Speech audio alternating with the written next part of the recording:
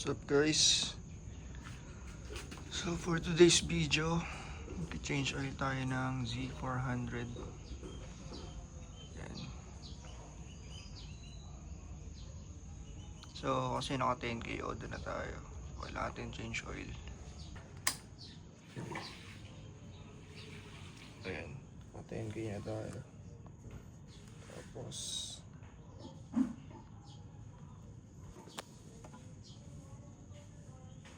yung langis na ginamit ko noon, nakaka 3,000 na.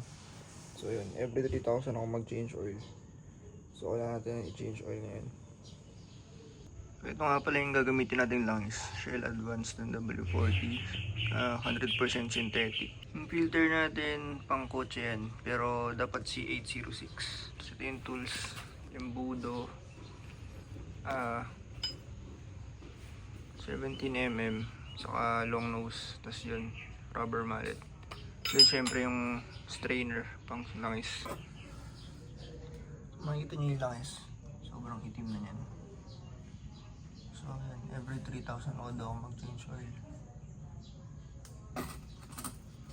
So ang pinaka-importanting tip ko sa inyo, luwagan nyo na muna yung yung oil filter, saka yung drain plugs, tapos painitin nyo para madali na lang siyang tanggalin mamaya. So may paddock stand kayo, mas maganda para pantay yung motor. So luwagan nyo muna yung drain bolt saka itong oil filter para mamaya pag pinainit yung makina, madali na lang silang tanggalin. So ready nyo na rin yung strainer. Ayun guys, pag naluwagan nyo na lahat ng bolts, drain plugs, painitin nyo kahit mga 2 minutes.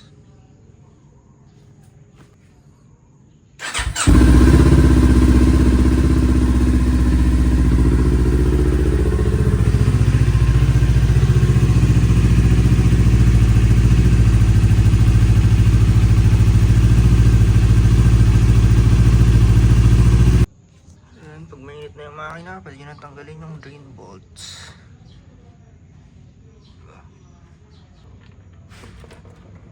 Ayan guys, nakikita nyo yung langis, medyo ano na siya, sunog na. Pero makita nyo, medyo pula-pula pa siya, so okay pa yan. Pero ako, every 3,000 palit na.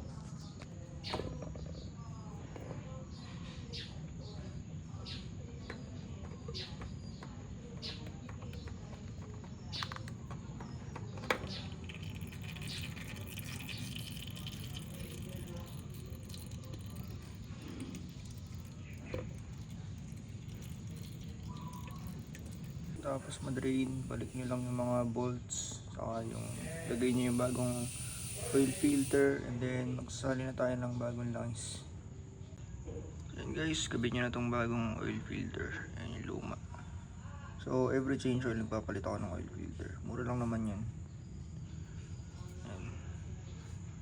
Pahiran nyo nga pala ng konting langis itong rubber seal para madali, para hindi masira yung rubber seal niya bago niya ikabit. So ito guys, kinakamay lang yan. Pag naigpitan nyo ng kamay, okay na yan. Tapos yung drain plug, kunting higpit lang din, okay na, para hindi ma-loose thread.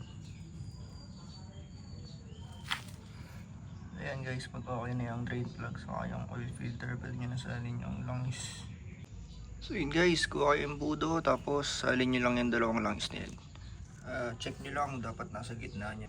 So yun guys, pag nasa gitna na, tapos may natira pa, start nyo lang yung makina hanggang sa bumaba yan. Tapos pag kulang pa rin, saka nyo lang dagdagan.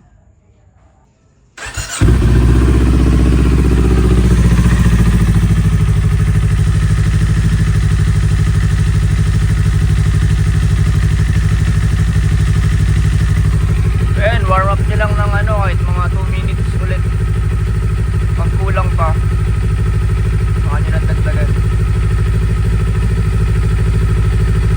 Ayan guys, double check nyo na lang yan kung may maglilik dyan, pero higpitan nyo lang ng sakto.